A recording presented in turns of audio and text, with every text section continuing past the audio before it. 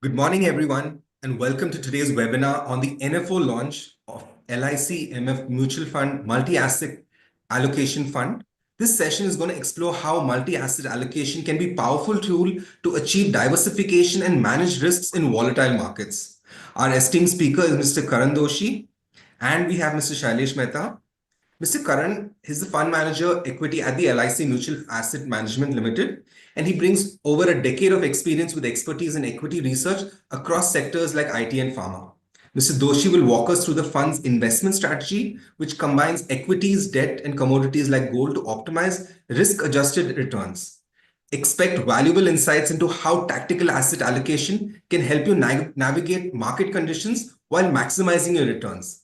So let's begin this insightful session, and over to you, sir.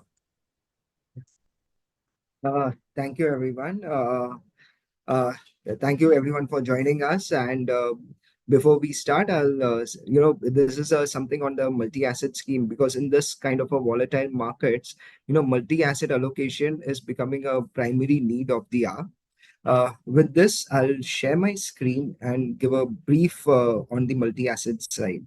Just give me a moment.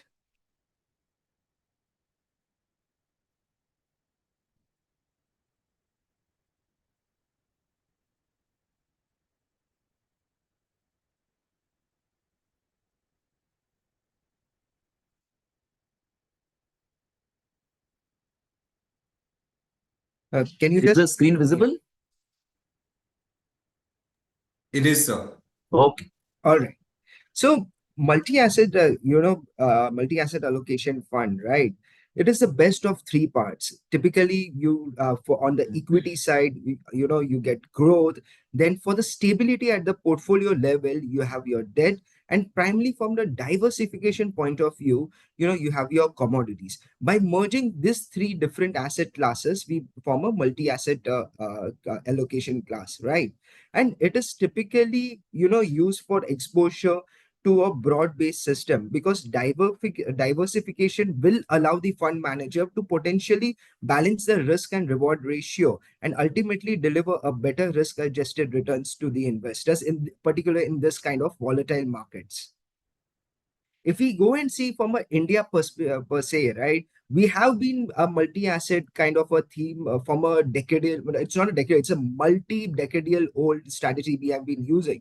If you just look at the left-hand side, if Indian total household in assets, if we go and see as on March 2024, we had invested around $12.8 trillion out there.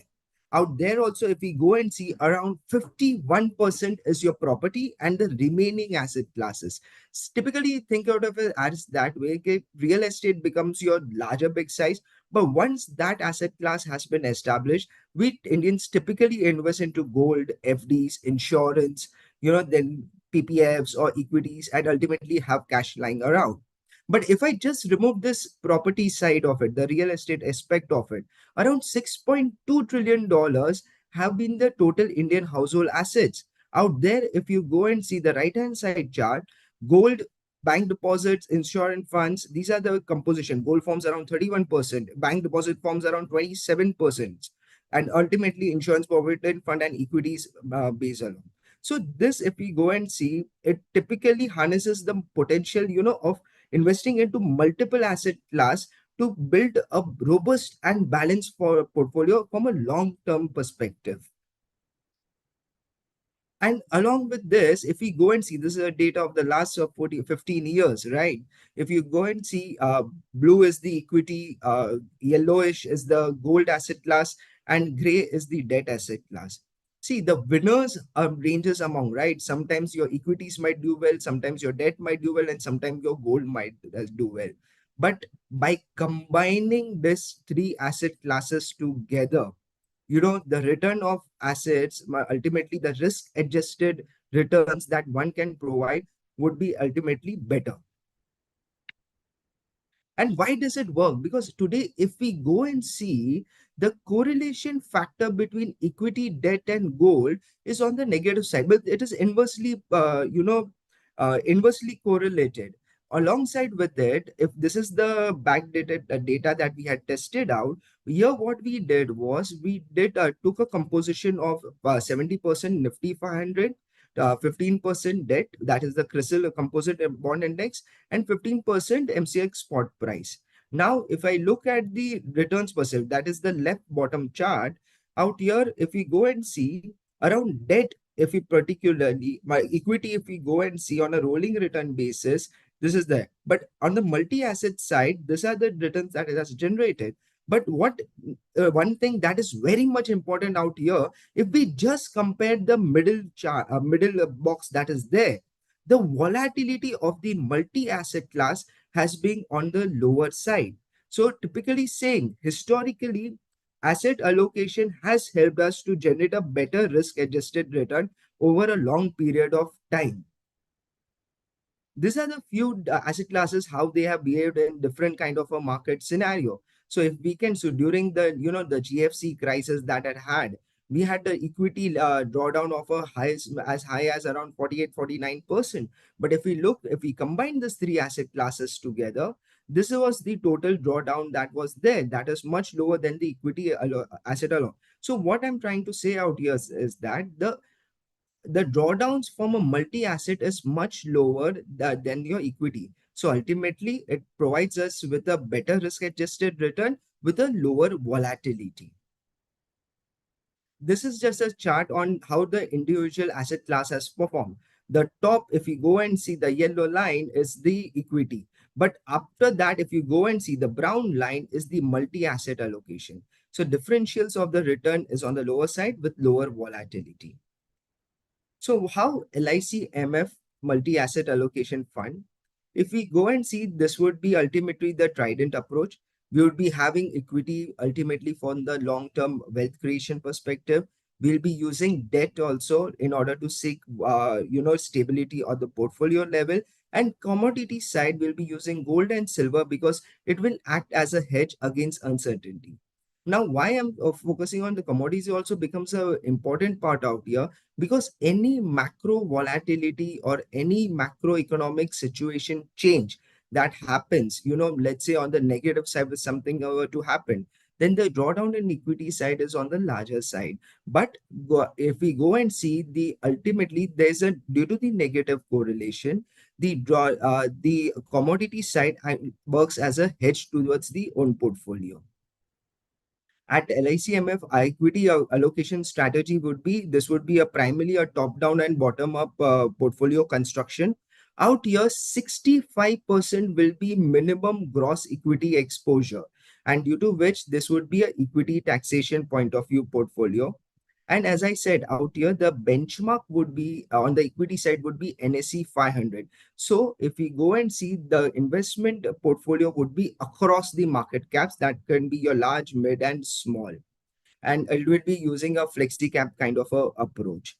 Ultimately, the businesses that we look at would be the businesses that are actually sustainable and scalable in today's environment. Valuation, yes, but at a reasonable level. We look at a high growth potential. Companies with a high ROE, clean balance sheet, and strong cash flow statements. And ultimately, it brought down to how the management quality and the corporate governance is there. From this is just from an equity taxation point of view, as I said earlier, your long-term capital gain, this since this is a MF portfolio, it would be around 12.5%. You're around, and on the short-term capital gain side would be around 20%.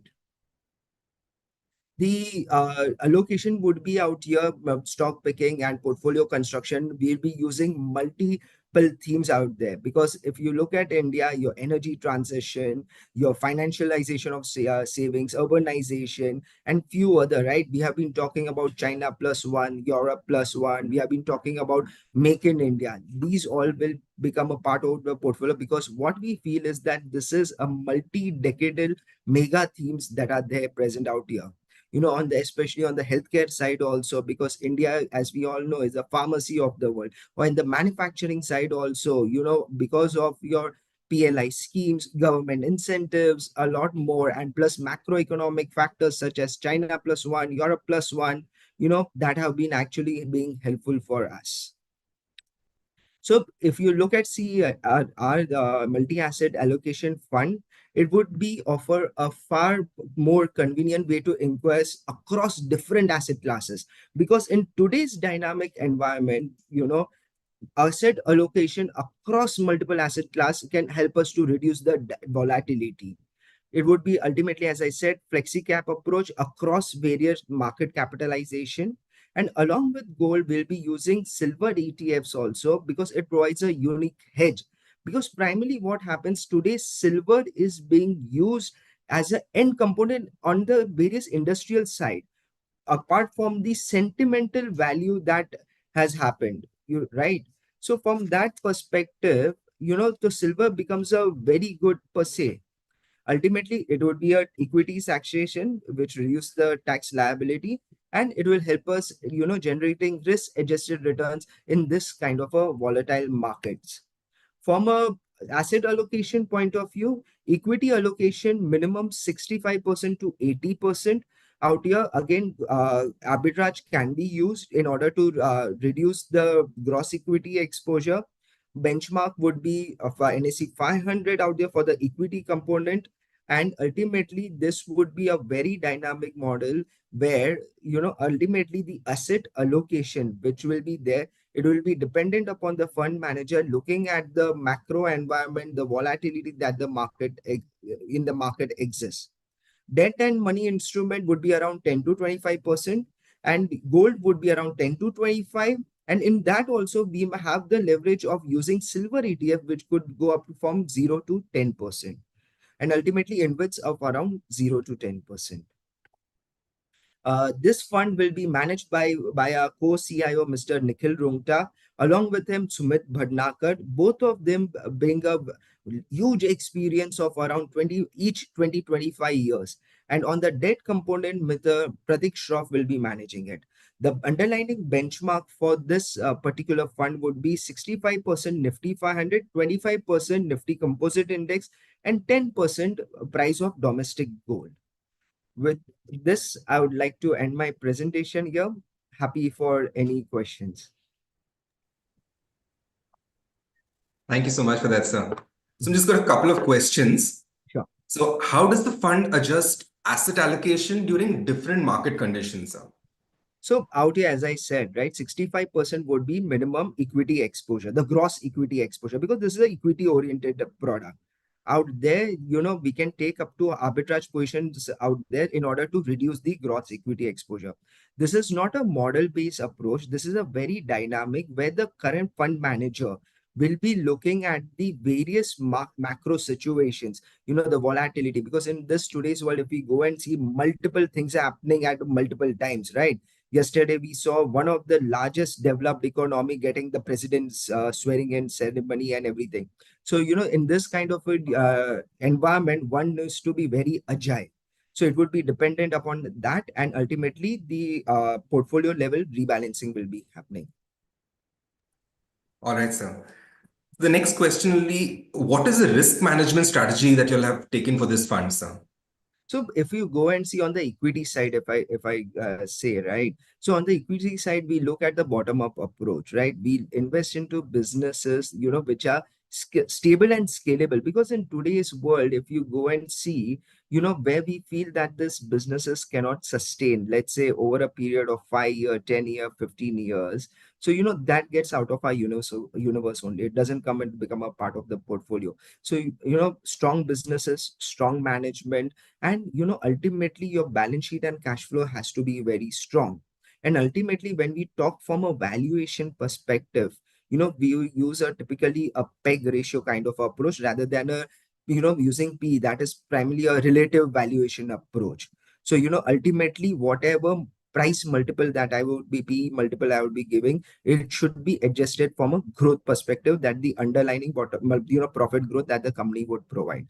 So from that perspective, risk management, it happens on from the portfolio construction time.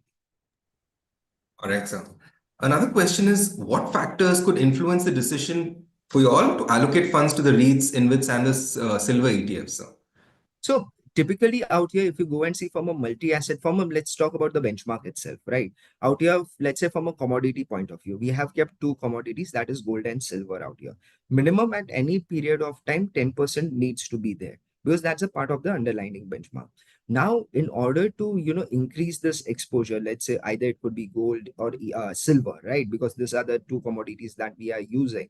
It would be dependent upon the macro situation, because one needs to understand that any uncertainty of the on the global macro side happens, your gold and silver acts differently. Primarily why? Because it typically, if you go and see in the last few years also, we have seen all the central banks have been buying gold continuously, right?